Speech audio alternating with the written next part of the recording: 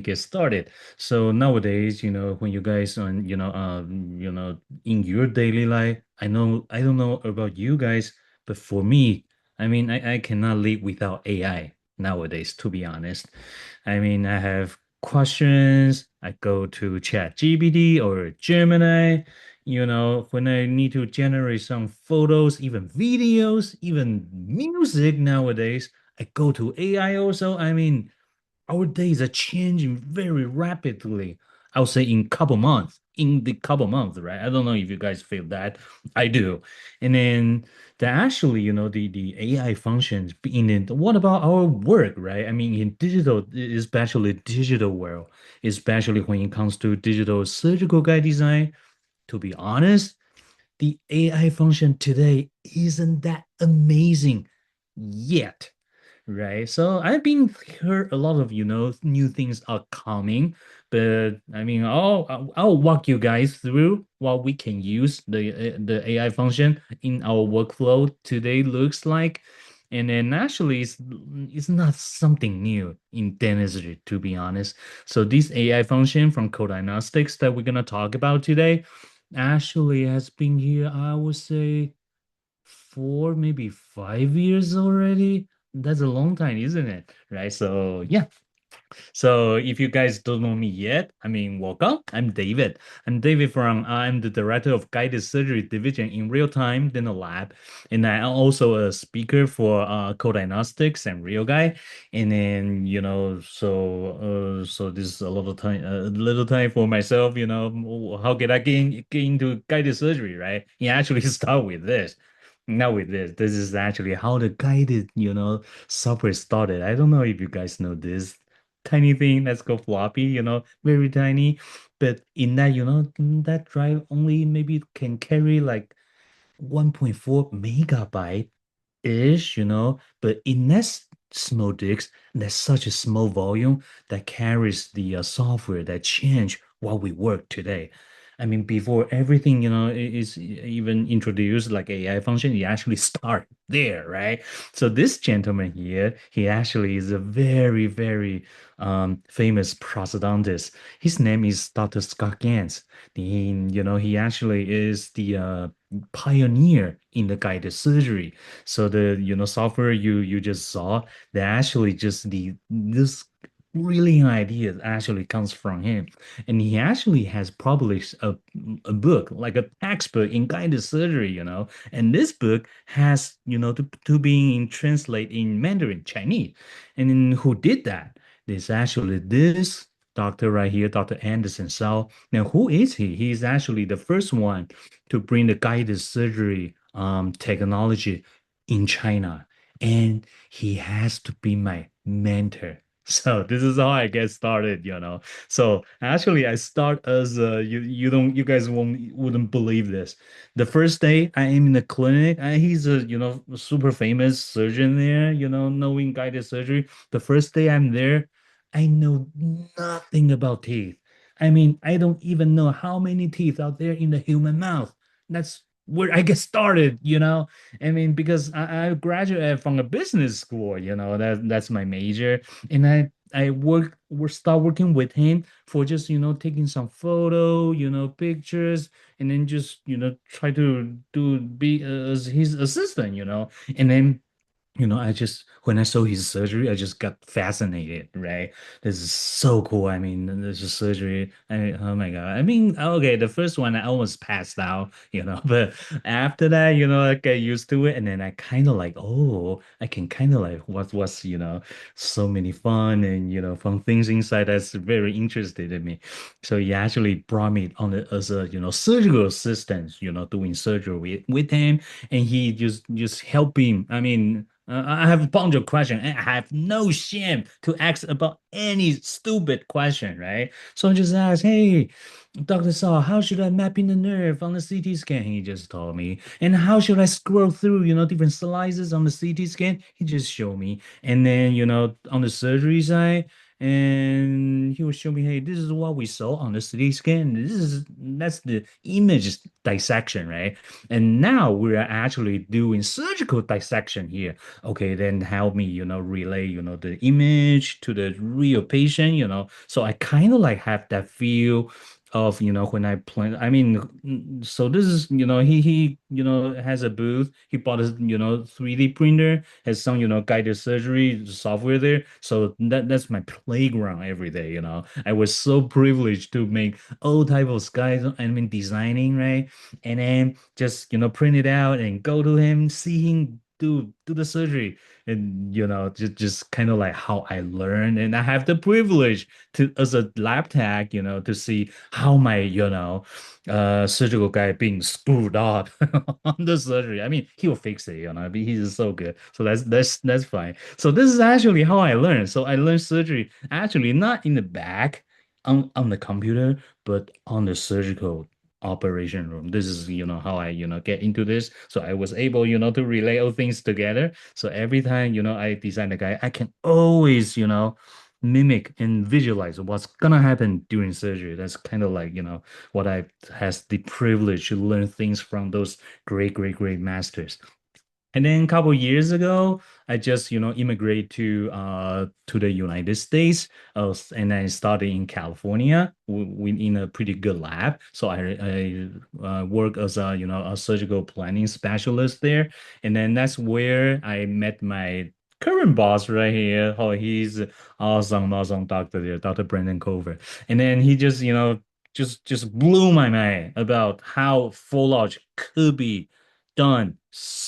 I mean, how easy it could be, So I learned a lot from him. And then that's, how he brought me into this beautiful office. And then he actually owns the lab, real-time dental lab.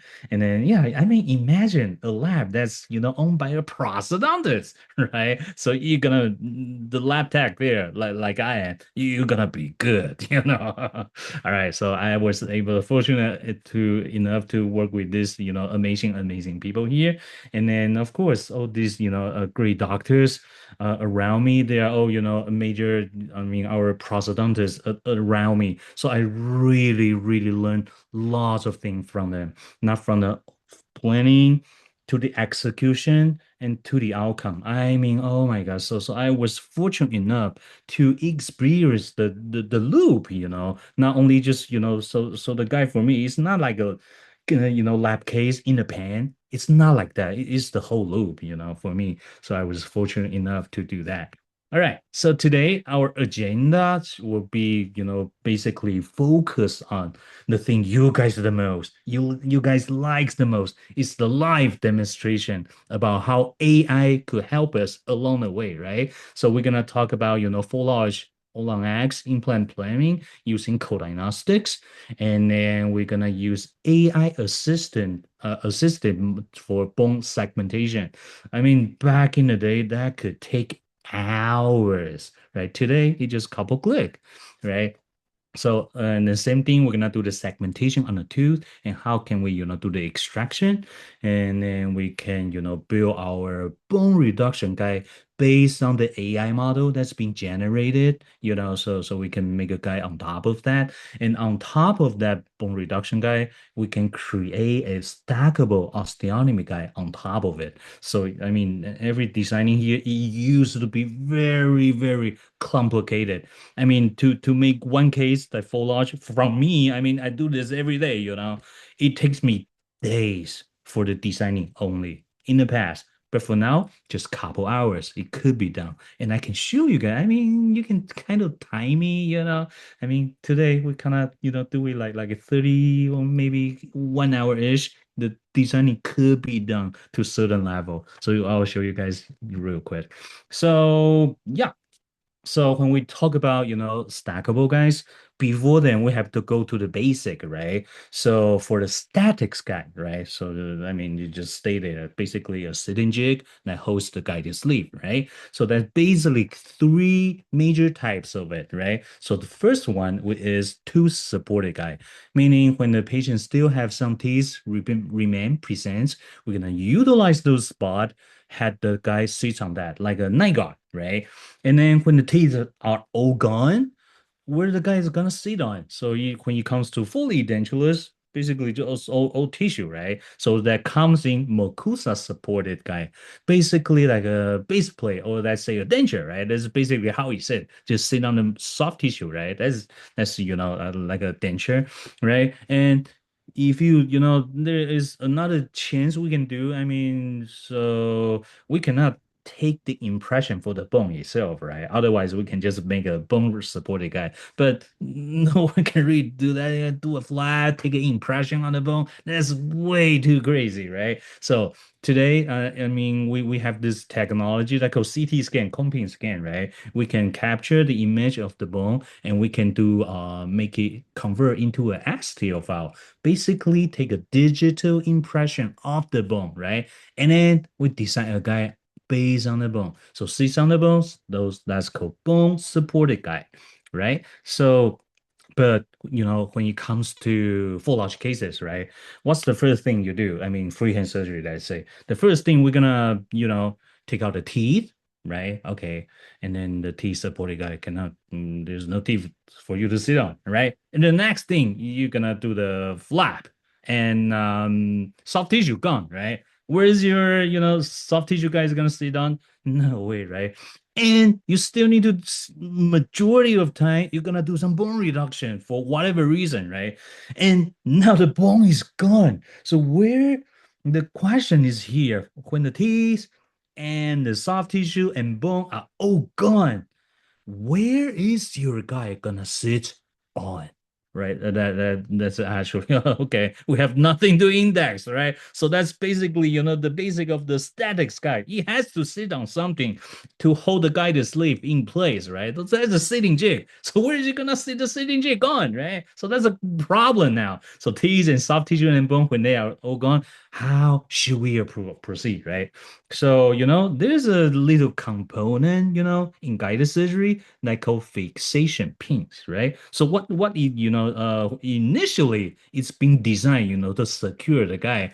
I mean, you put a guide on and you drill for a fixation drill and then secure with the pin, right? So the guy won't rock on you. It just lock it in place, right? So that's what, a fixation pin was initially being designed, right?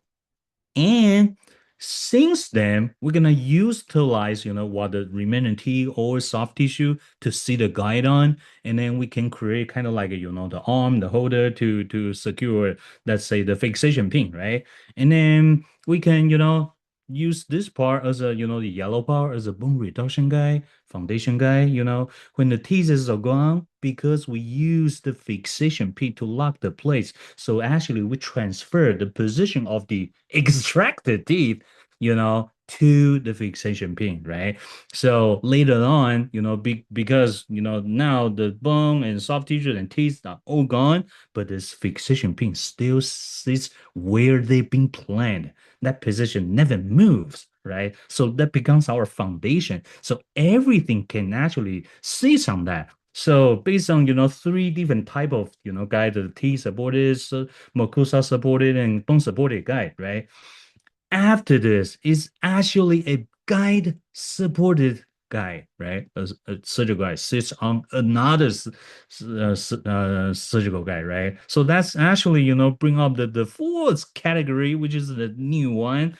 That's guide supported guide. So this, osteotomy guide, the drill guide, right? It doesn't touch any bone. It doesn't touch any teeth. It even not touch any bone, right? Because I mean, you can, right? It's gone. But what you only touch is the foundation guide, is the fixation pin, where they located. So this is the fourth category. I mean, it's not, in the textbook, but this is, how I call it. A guide supported guide, the fourth one, right? So how this guy work, right? So the first thing we utilize was the remaining teeth or remaining mucosa, right? And we do the flap on buccal because at the buccal side, the bone reduction I kind of like sitting on the bone, and then the other side of the we call the mounting guy, right? Use that mount to index where the bone reduction guy should go, and then we take out the mounting portion.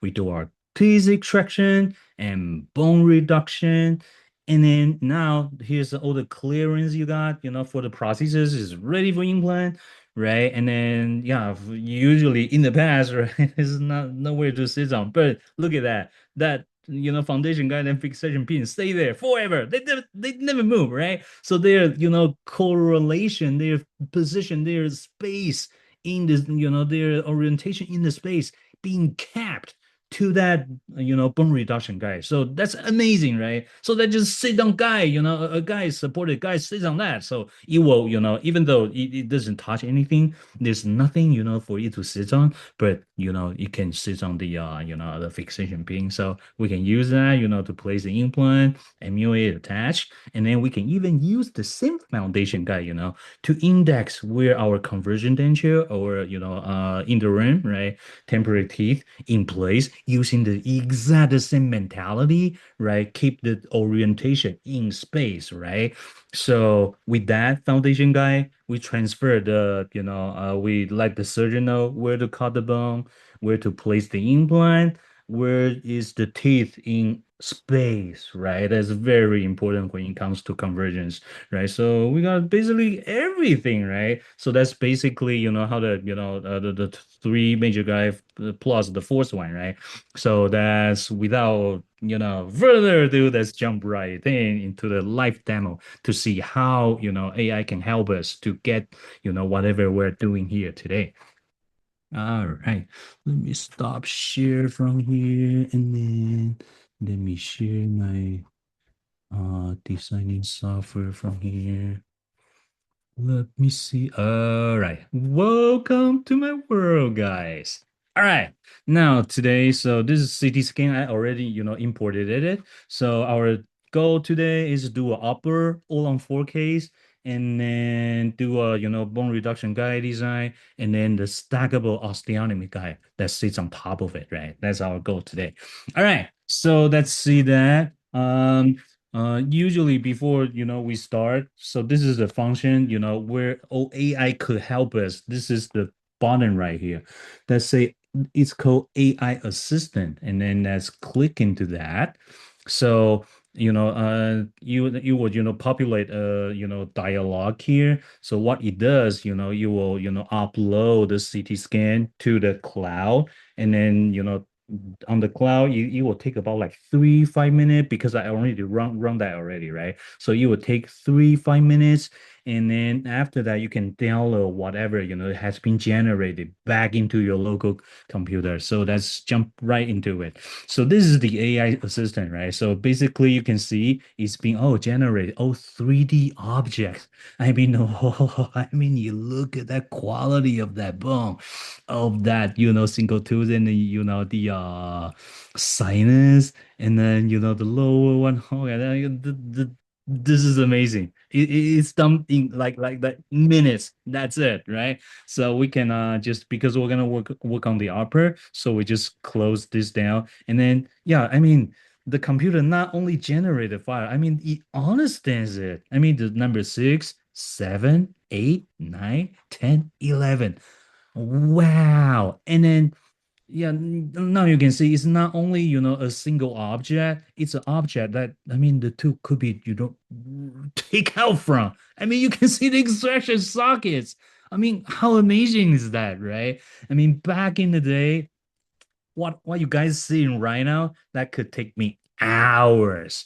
I mean, but today, we can just, just a couple minutes, it's right there for you. And then this is actually, what I mean by, a digital impression, right? Meaning segmentation, right? It used to be like it take a super long time and very difficult. You have to tell from different, threshold. You have to tell from different, density, the density even to the dentin, to the animal, and then to the socket, to the PDL. Oh my God, that kills me. I mean, but today it's just couple clicks, so nice. And then I'm gonna show you guys how to make it basically the bone reduction guy on this bone later.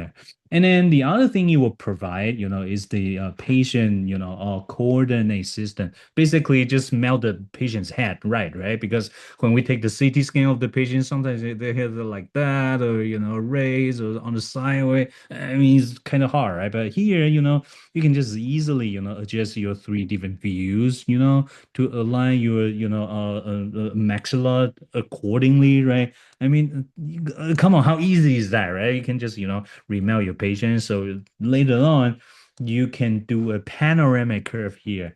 So as you can see, okay, the AI doesn't did a great job here. So the panel curve it kind of like off a little bit, right? But that's fine. I mean, this is the technology we have today. Even Gemini, like ChatGPT, right? You give it a prompt, you want something. Okay, this is not one you want. You give another prompt, and this is not you want. It takes a lot of time, to get back and forth.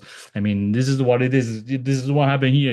It's same thing, right? So, but it's not too bad. It's just couple click and you can drag it, and you can just cut your panoramic curve accordingly. Like, I mean, it's not that long. It's pretty simple because the patient has been orientated nicely already, right? And even though it can create, nerve canal detection also.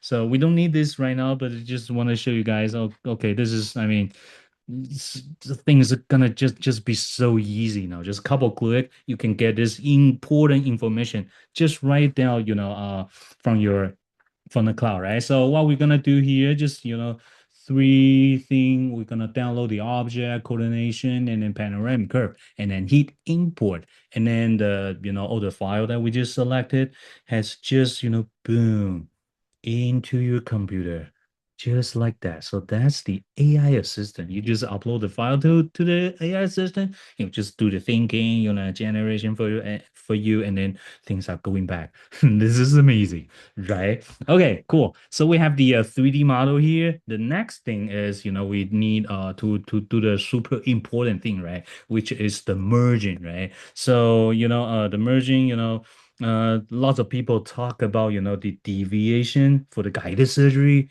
and I'm totally agree with that. And then take my word, I mean, if you're a first time into my lab, webinar, this is the one thing I always say that. So I mean, the take home message, right, will be guided surgery is not 100% accurate. And yeah, because this is, systematic, error, just deviations just across the workflow.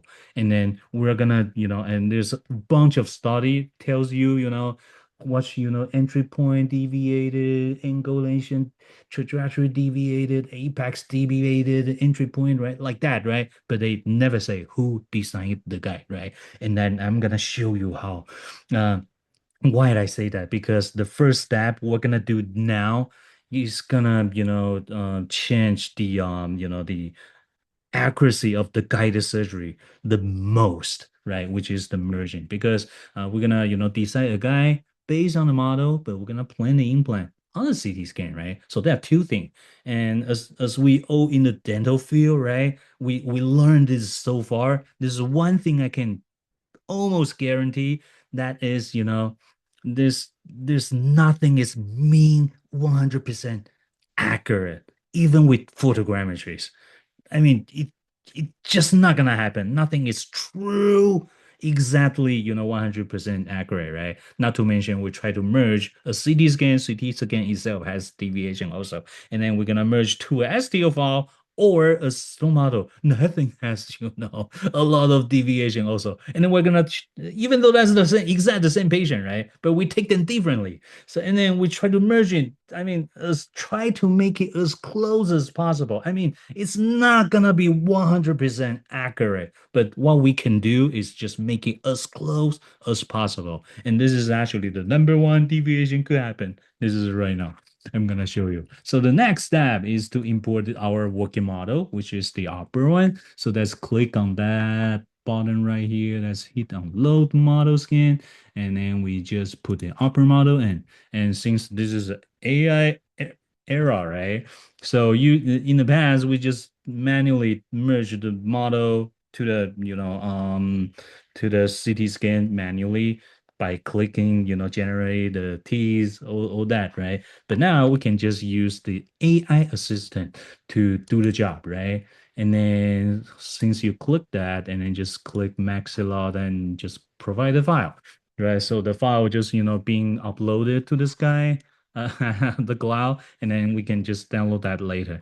And then, and you guys are gonna see a little glitch sheet later. So okay, so you stop processing, right? So before we do that, we just quickly, drop some implant inside. So let's do some, let's say strum and BLC. Let's say we can do 3 by 10 like traditional iconic all along four there. All right.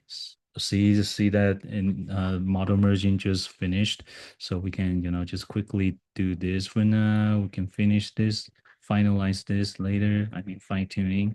All right. So, and then, yeah, I mean, so when the model is ready, to download, just click the AI assistant again.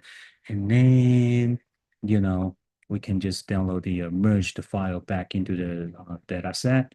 So we can just use this. This is called STL alignment, right? And then let's click that. We say, uh-oh. So see, this is AI, the it has its own, problem for now. You can see the merging is totally way over right here. So I mean that's fine, as long as we know we need to fix that, right? So let's just import it for now. So you can see, okay, this model is way off, just let you guys know AI is not perfect, right? This is a perfect example right here. But as long as we know how to fix it, we'll be fine, right? So that's just so this model, just double click to it, and then let's hit back. Let's go back to that. And then we can actually, since the teeth has been generated by the AI already, right? We can just use the AI model and the maxilla model, and then we can use this, to do the merging here. So that actually is, AIT. So actually we're kind of like, still using AI because I didn't, do the segmentation on the teeth myself. So we can just utilize those and then try to extend it to most, majority on the clinical grounds. And then, yeah, I think we should be okay. Let's hit next, and then they would just auto populate, okay, the position. Oh yeah, I mean that looks much more user friendly here, right? Actually that's a pretty good merge. See, I mean, yeah, I utilize the teeth. Even you can see here, on the palette, it's not too bad, it's close enough. All right. So actually, for the physical real case, I'll take more time because this is, I mean, when this step is off, it's gonna be, the accuracy will drop significantly. Then that's from the lab side, right? So you guys usually won't see this, but this time I actually take the most time to double check. Okay, are we good enough? Are we good enough? Right. So yeah, I mean, since we're gonna, do the webinar here, so I mean, this is not perfect yet, still I can see things here and there. But let's just say assume this is okay. Actually, it's not, right? So if it is a real case, I'm gonna take a little more time, to fine tuning the position for that, merging because that's critical. All right. So that just say we're happy with that, right? So this model here, you can right click, you can change whatever color that you like, right? So that's the working model. And after the working models, and the other thing is we're gonna import the Waxa, which is the prosthesis, right? Because nowadays, we don't really place the implant and then restore it. No, we do restoration driven, right? We put a, where the teeth are going to belong, and then we align, the implant to that, right? So that's restoration driven, right? So now we're gonna import the processes. Since this process has been, designed with the same correlation with the upper model. So I'll just use, oh no, it's not merged too. So this is a copy alignment, just keep the same coordination, to this model. And then this is, the thing, design, okay, we're gonna bring the teeth back, and then we're gonna not gonna open the jaw of the patient too much, right? So this is the vertical we're gonna work with, right? So they just merge it in. All right, so this we can call it upper prosthesis. All right, so let's change some color a little bit, maybe pink here. All right, so that's it. That's what we're gonna work with, right? So we know so now we can see our processes, and then now we can see the imported, maxilla. Okay, we know where we need to reduce the bone for the prosthesis, right? Isn't that great? So we can know, okay, how deep the implant should go, right? And then not to mention the trajectory of it, right? So things becomes, I mean, so clear here. So let's quickly place the, plan the position of the implant. Of course, this is not gonna work. This is air integration. Don't do that. Yeah. All right. So let's do that. So this is the vertical space that we're gonna work with. And then let's see, since this is immediate, we try to find the best bone, maybe put the implant in, between two rows. Could be a good idea, maybe, right? And then let's work on the number 10.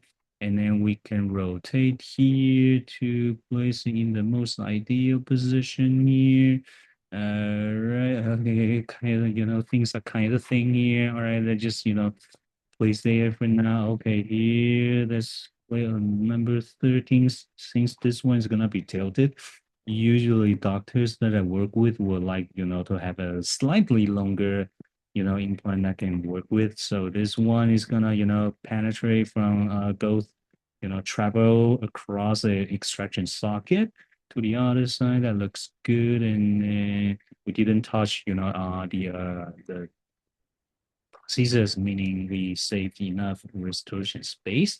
And then here, things are a little tricky here. We get some variable. So maybe we're gonna, use a longer implant to engage from the other side, do a kind of like a bicortical, um, try to gain a little more stability. And the sinus here is not our best friend, right? So that's just, try to, do the best we can.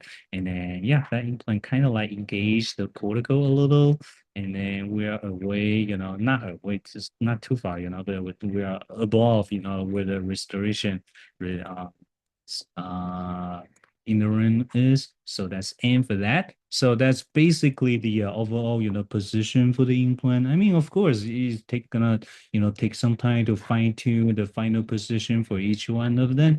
But yeah, I mean, this is the basic idea, how the implant, is the, kind of good enough for us to proceed.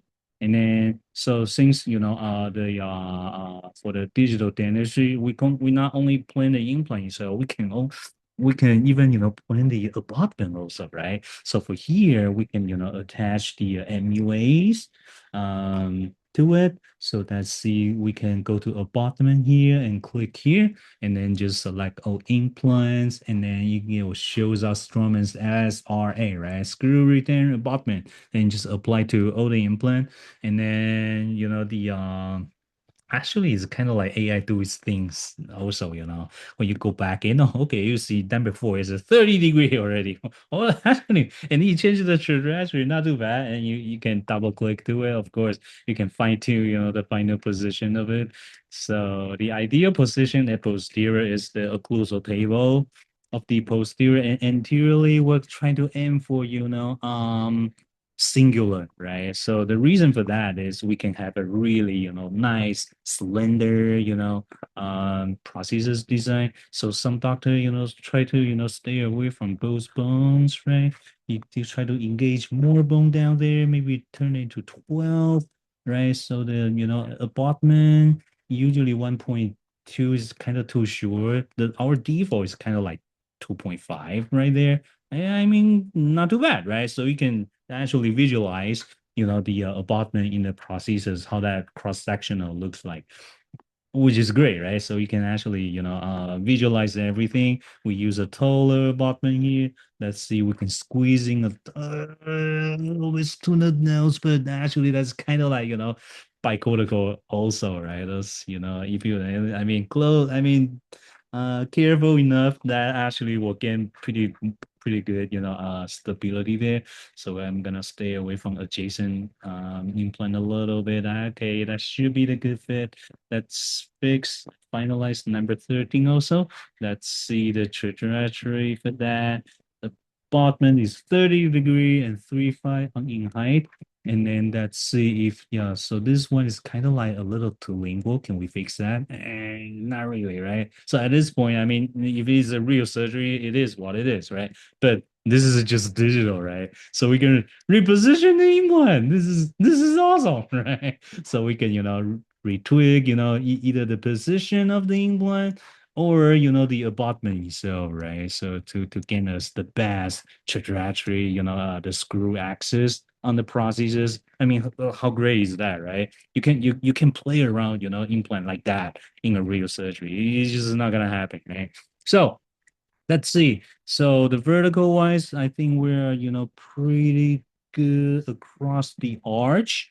And then, it's actually pretty symmetrical. And then our screw axis is basically on the, screw, singular and the anterior and occlusal cable is posterior, right? And because, the sinus is in our way, the AP on the, especially on the left side, is not the best, but can we handle that, right? So the AP spread stand for anterior implant and the posterior implant is draw two, imaginary line. And the line right here is just, the space that we call AP spread. Okay, so this is better place to measure that from. So you draw an imaginary line on the first anterior implant, posterior implant, right? And then you drop another line in the between to that. So that's our AP spread, right? So the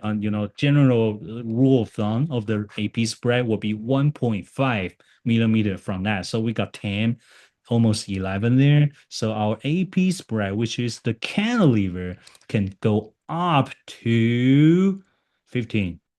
So this is kind of like too far if we, extend to that. So at this point, we know, okay, if the patient wants the, first molar occlusion, that could be an issue because, I mean, it is what it is, right? Or we can reduce, one premolar, right? And then put a crown back. So at this point, we can, go back to digital design to, reposition our arch, or we can provide, stronger, like a splendid bar, embedded in the, posterior side, and then that can increase our AP a little bit. But yeah, I mean, it is what it is, right? We know it already. So we can, by knowing here, we can go back to the digital design, on the processes. But for now, we just say it's good. Actually, it's not. Okay, the AP is not the best, right? Not right here. But just assuming it's good for now. I just want to show you guys the workflow. Okay, so this is, I mean, real world, situation there. All right, cool. So the next thing is, we know where the implant should go, where the MUA should go, where the rotation, the timing of the implant should rotate it to, what abutment to use.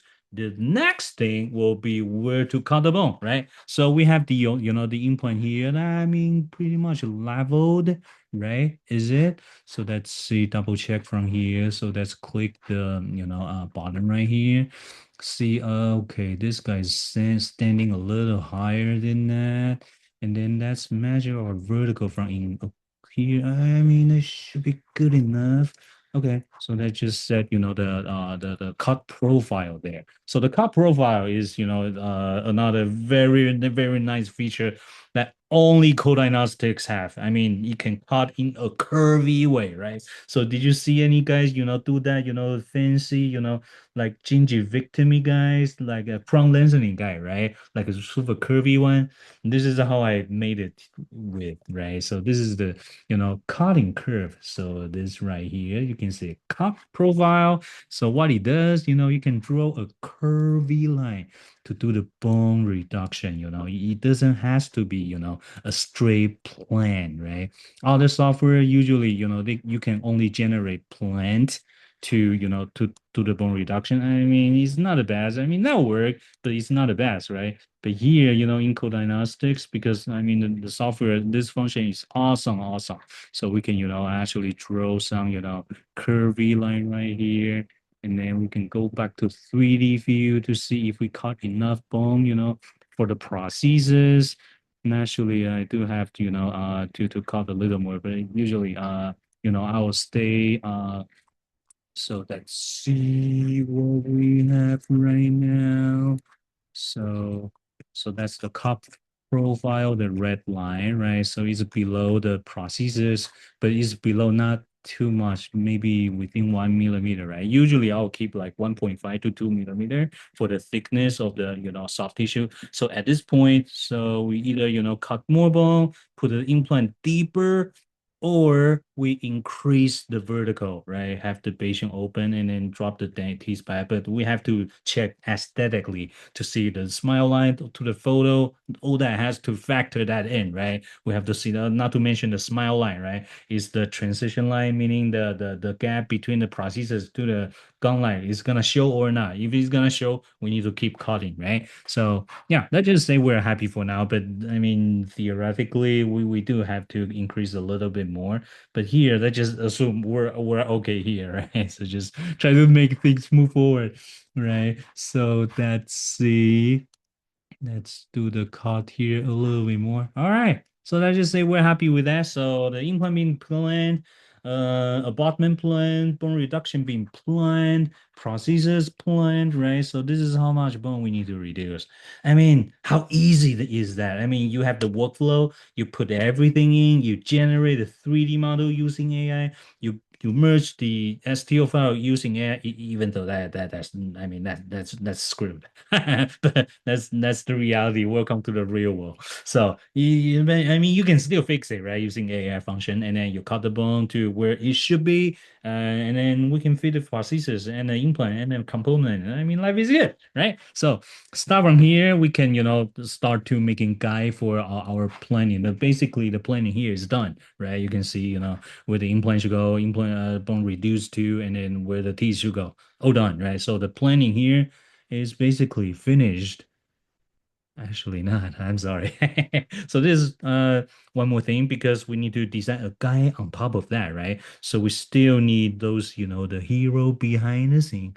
I mean, is those fixation pins. I mean, you never see those fixation pin on the finished case, right? But they are there. I mean, that's the real hero behind the scene to keep everything in space, right? Because we're gonna remove the teeth, chop the bone, open the soft tissue, but we need something to hold everybody in place, right? That's very important. So before we do so, let's say we're gonna attach to some sleeve to it. So today we're gonna do Strauman's implant, right?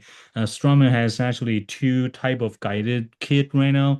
One is traditional one with handle, and the other one just launched called iGuide, right? That one is handleless, pretty good, but they have some limitations.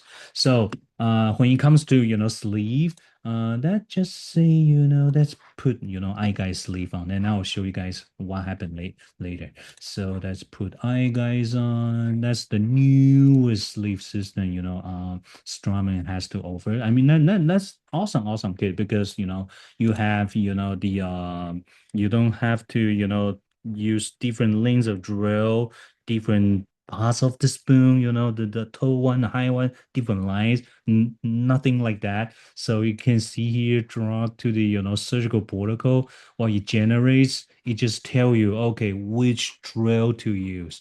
And then just drill to the bottom, drill to the bottom. You don't have to read it, just go through it. And this is, the eye guy, right, is pretty, much straightforward nowadays.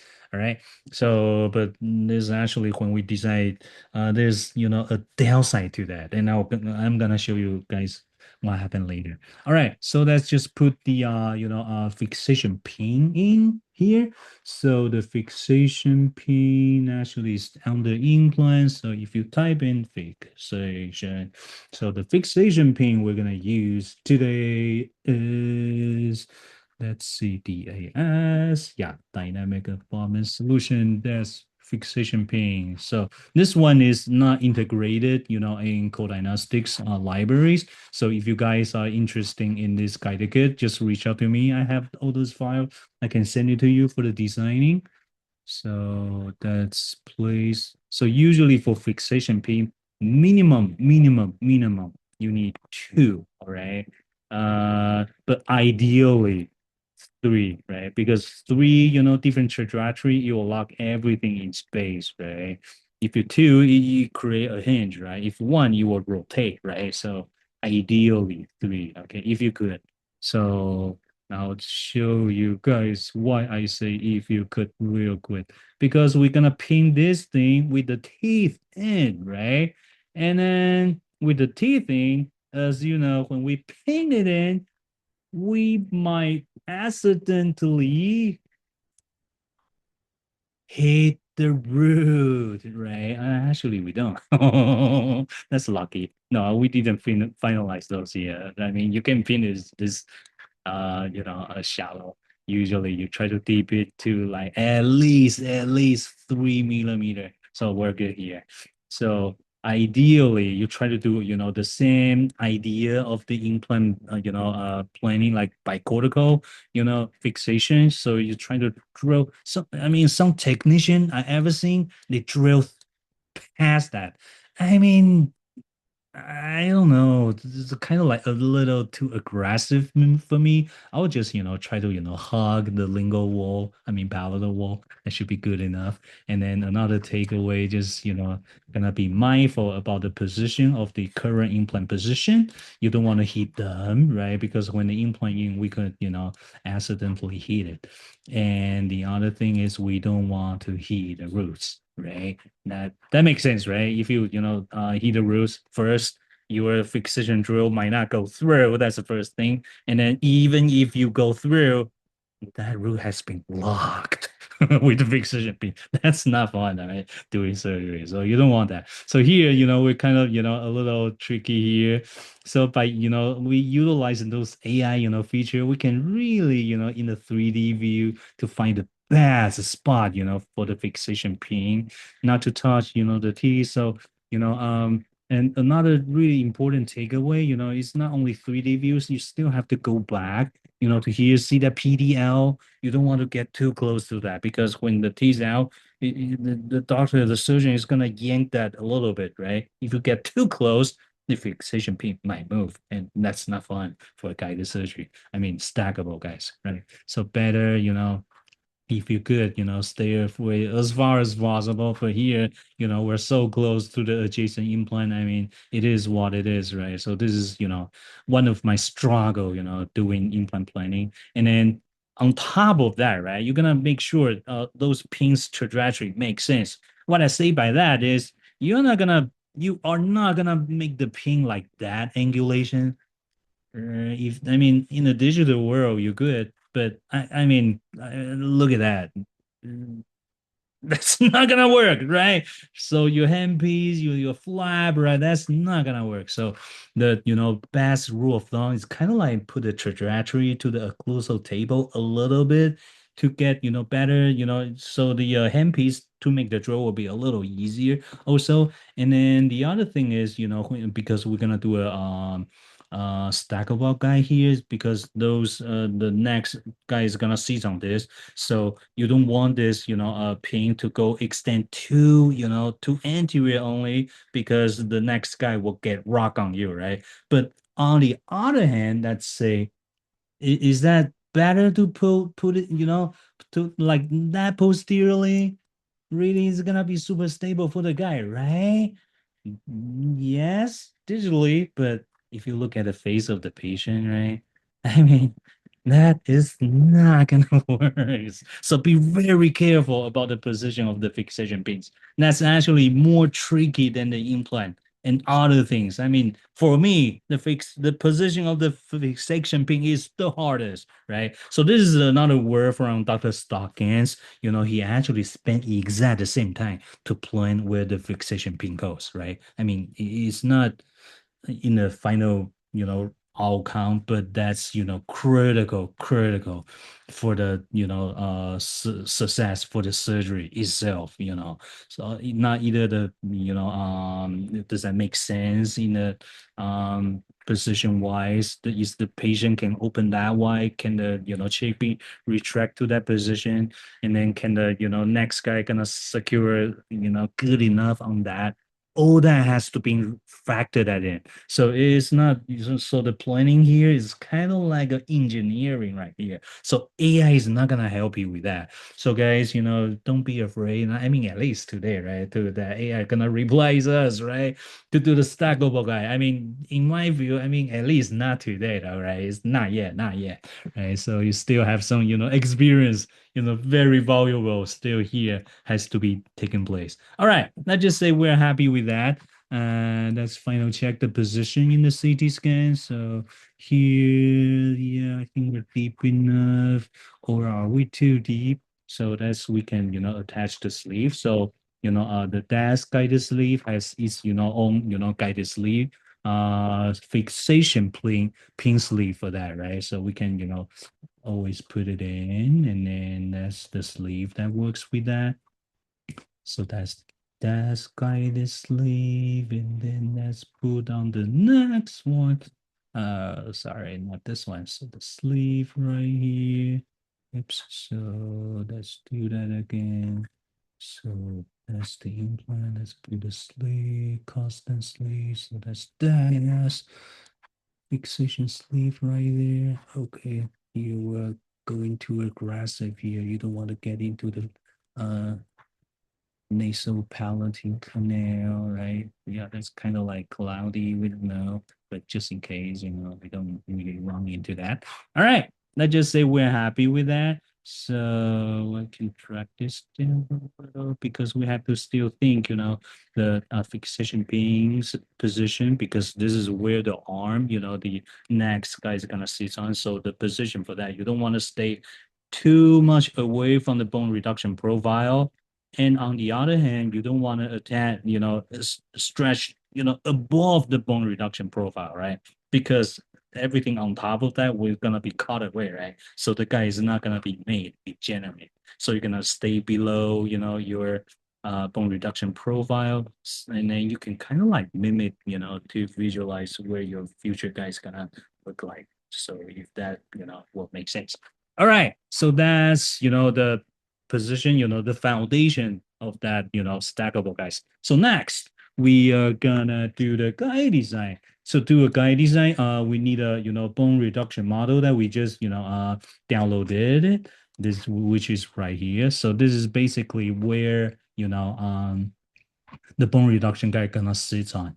But here's a problem because this tooth is, is at the buccal side, so making, the tooth itself is, I mean, if you just generate a guide here, the material will go into the extraction socket, and then that's not gonna work, right? Because you're gonna keep the teeth in place before extraction and to put a guide on, and then we need to, close this spot, right? So to do that, we need to generate a master model here.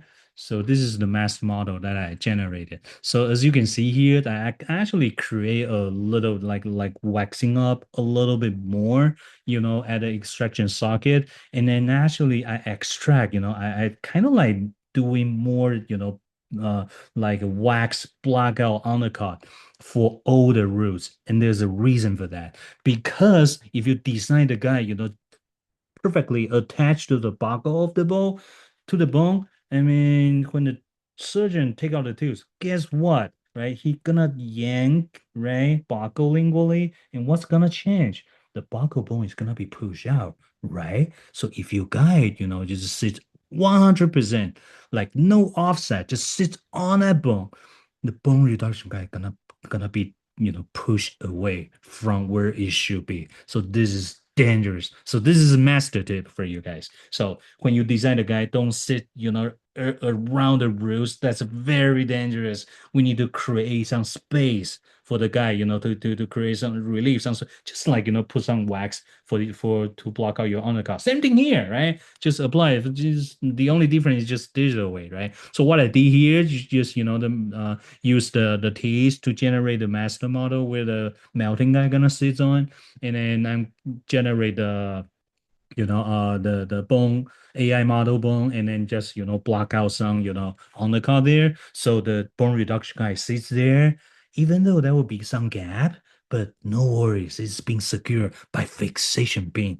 It will hold its place. You don't have to stay 100% close to the bone, because actually you shouldn't do that, right? Okay, so that's just a take home message. So now we are ready to design our foundation, right? So this is our master model. So to design the guide, go to number 7. This, click right here, and then just click on our master model here. And then first step is the,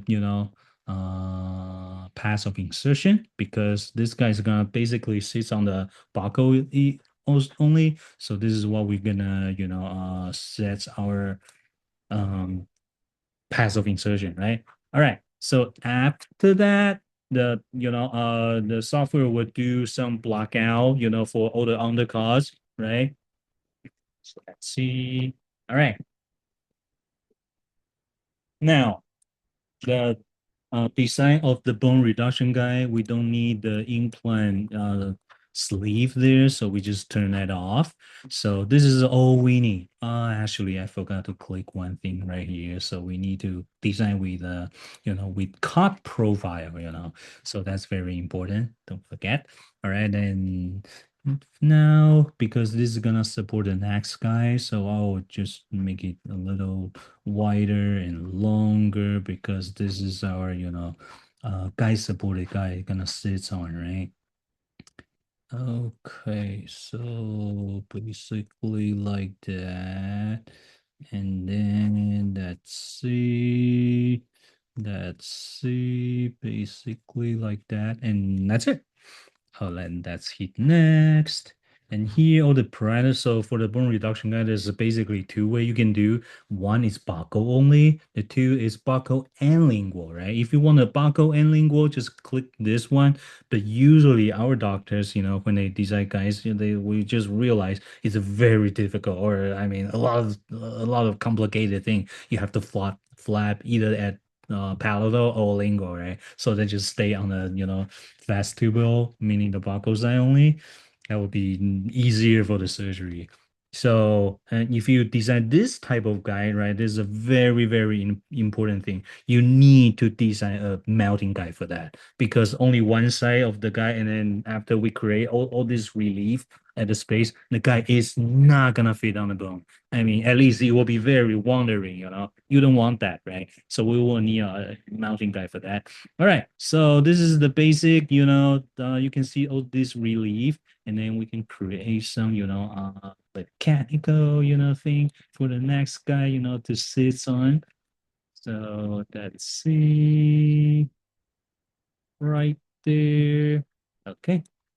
Let's open another inspection window. So here is not actually not for the inspection window.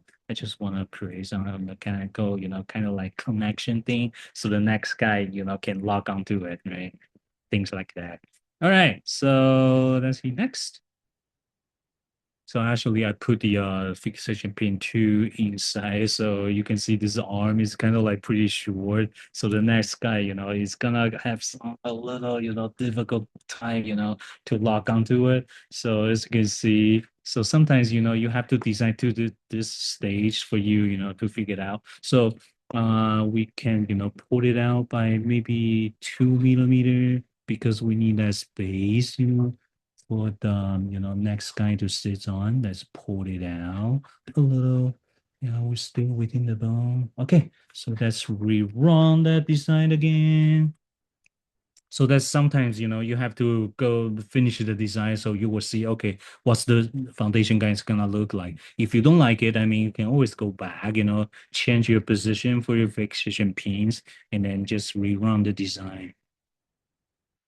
So here I pulled it out by 2 millimeter because I need those arms to stick out a little bit more for the next guy to sit on. Alrighty.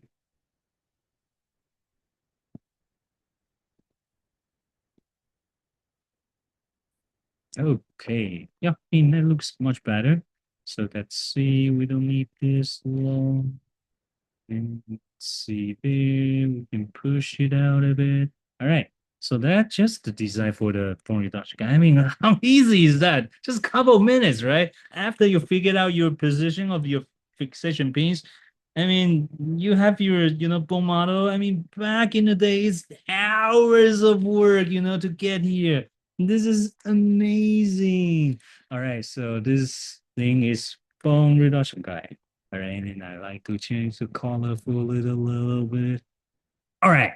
So once that been done, the next thing, this is, the foundation, right? We just need to design a bone reduction guy, osteotomy guy on top of it, right? So, because, the eye guy system is pretty, nice, but not a downside. Like, for example, this one, as you can see here, you can see the sleeve is actually deeper into the, bone reduction guy. What that means is, that part of the bone hasn't been removed. Let me show you what I mean by that. So we can, use the bone model and then let's go edit mesh and then do a bone reduction simulation there.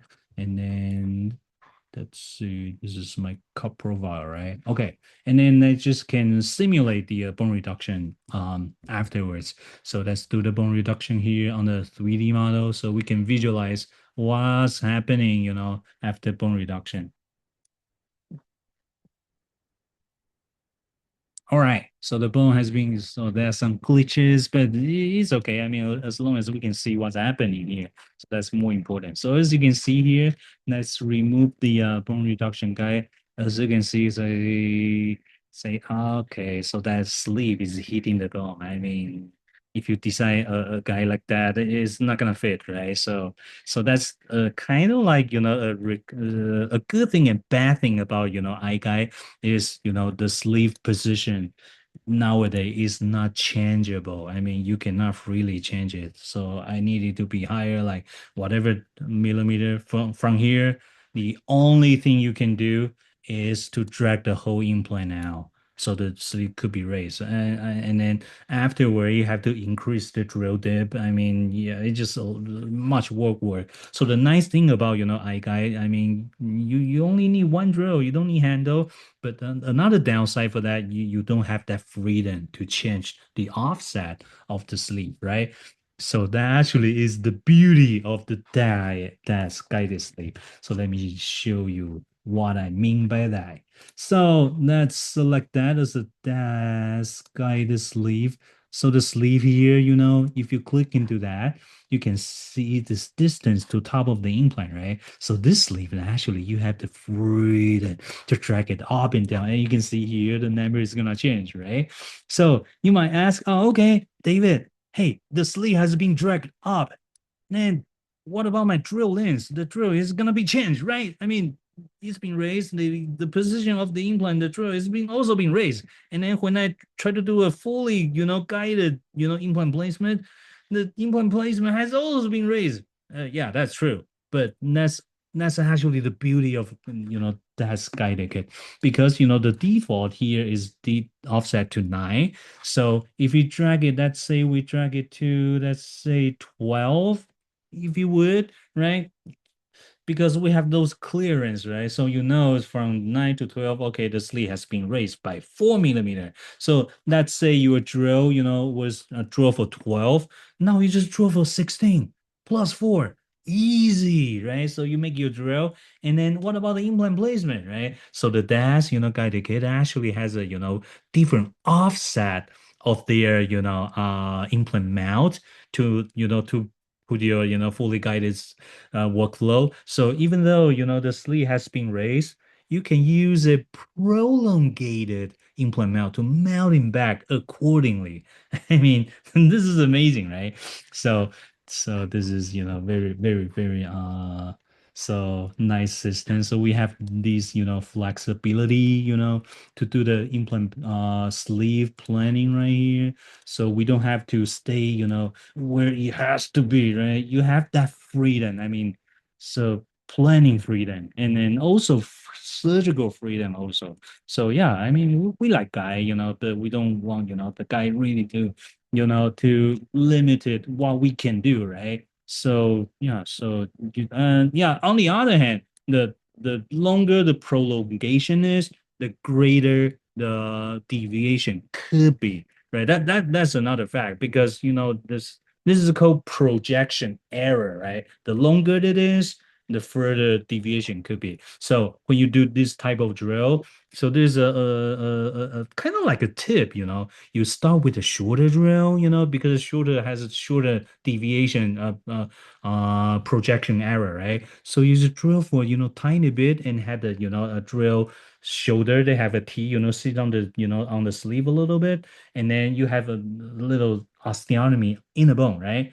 You utilize that as your guide in the bone, right? And then you select the longer drill, so put it in. The first thing you will taught is the osteotomy in a bone. That actually is your second sleeve in a bone. So that now you have, double point to secure your trajectory. So you start with a shorter drill in the bone, like a tiny touch, maybe 3-4 millimeter. That's good enough. And then use a, finalized drill, put it into the bone that will secure a trajectory, and then just push it in slowly, slowly, slowly until the shoulder hits, the guided sleeve, and your trajectory could be kept pretty well based on what I saw every day. All right. So that's another, surgical tips there. So yeah, just, pretty, good to have even though the sleeve has been raised, you still have some, ways to increase your accuracy for your guided surgeries. So we can, like how beauty is that you have all this, freedom to choose from, right? So now you need to know to you just make some surgical notes for your surgeon, which one has been raised to what, right? And then we can start from there. How how good is that?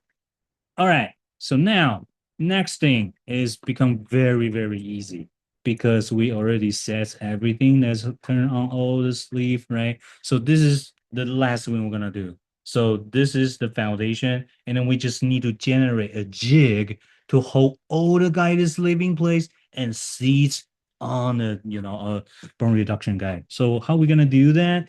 So we gonna rename this bone reduction guide, and then we need to convert this into a 3D model, right? So okay, so now this is a 3D model, so we can so this is actually our master model right now. So to do that, click on the guide design. For now it's just like easy, so just select our bone reduction guide as our master model, and then do a your like path of insertion, that type of thing, same thing, same concept, right? And then start from there.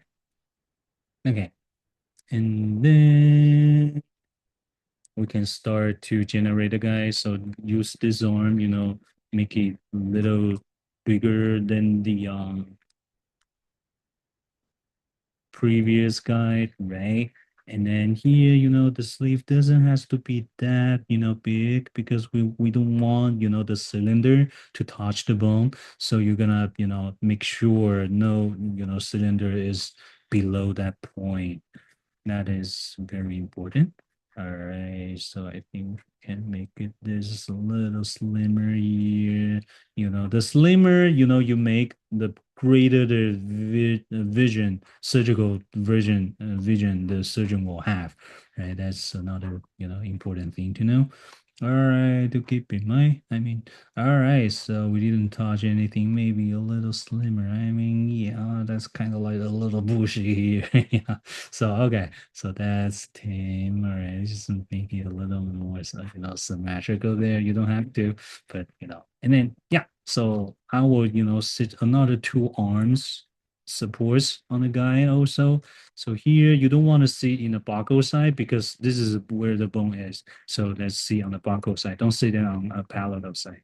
All right. So let's see. That's pretty much symmetrical. So we're gonna try to utilize the center of gravity to kind of like make it even at both sides. So you won't rock on this. You will be pretty stable across the arch.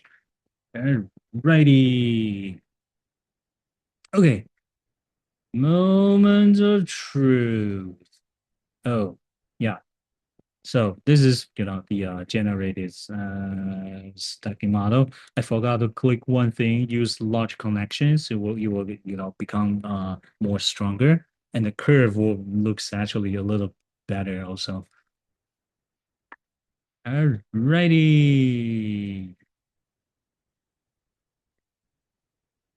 Now. Voila. So we still have some, little things to do.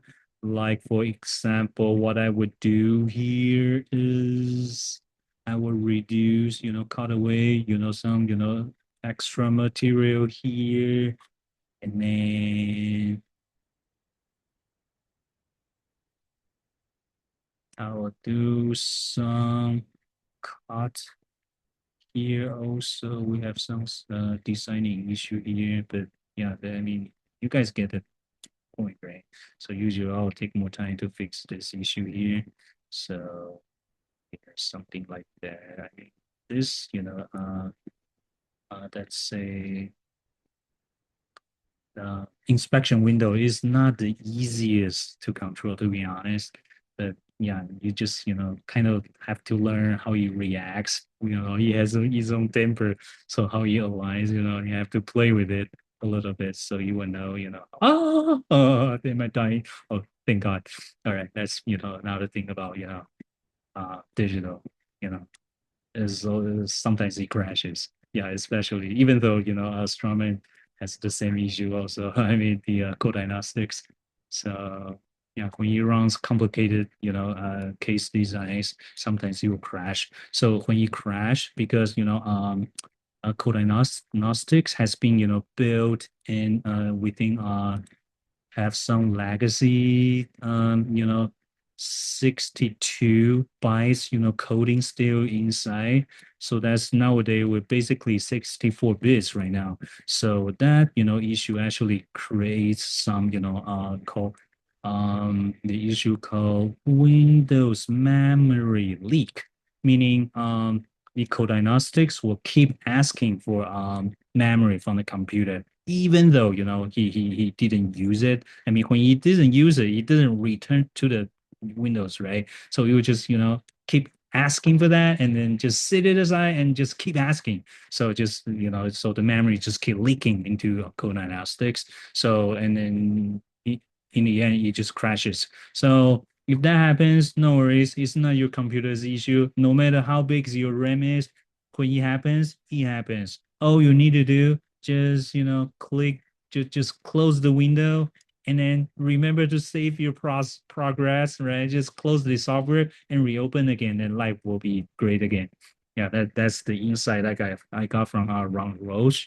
So he's amazing, amazing people. He taught me a lot, about coDiagnostics.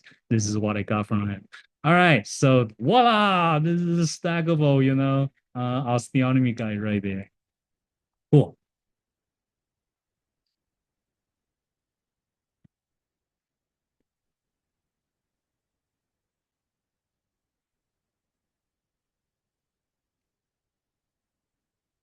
Alrighty, so now you can see that guy has been generated, right? So it sits on top of that, bone reduction guy, and then let's put the bone back to see, I mean the chopped bone, right? That one should be that, right? See, we didn't touch anything because we were able to change the prolongation of it. How beautiful is that, right? So you will have no problem to sit down, and then you can place the implant through the surgical guide, right? I mean, how beauty is that? So, and then we can, double check the position of that, uh, tools around. See, the bone reduction guide doesn't touch anywhere, close to the, buccal plate of the extraction socket. So the surgeon will have room to take out all the teeth. So that's very, very important.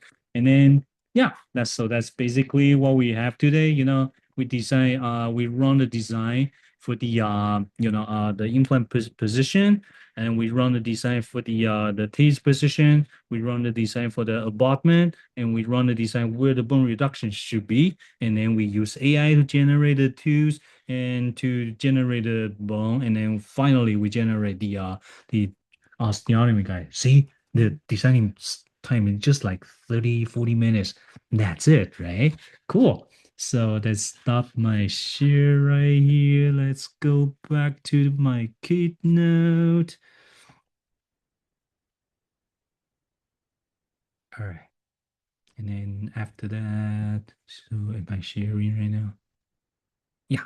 So after that, I'm gonna let you guys go real quick. All right. So that's what we have today. It's so cool, right? So that's I just want to show you a quick video about how surgery really goes.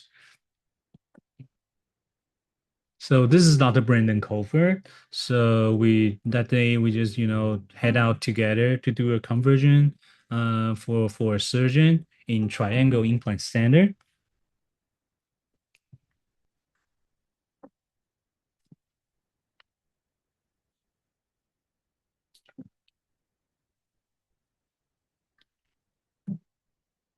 And this is Dr. Aaron Park.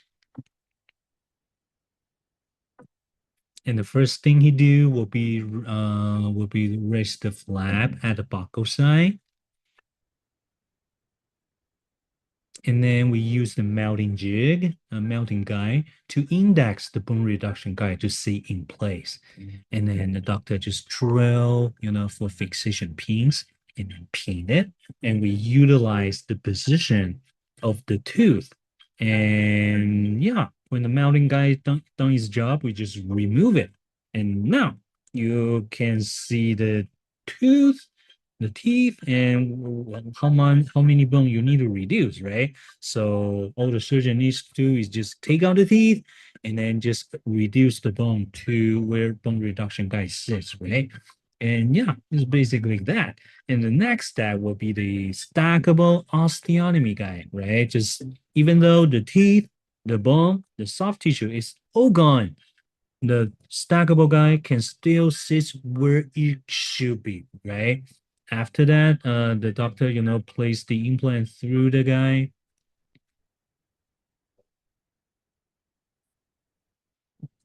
And then this is not the covert, takes the place.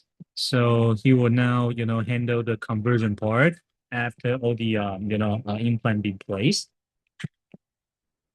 So where he uses right now is smart engine conversions.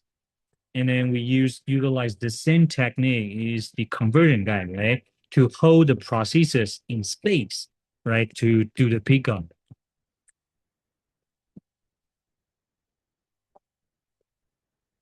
And then, I mean, usually when the patient has been sedated, right?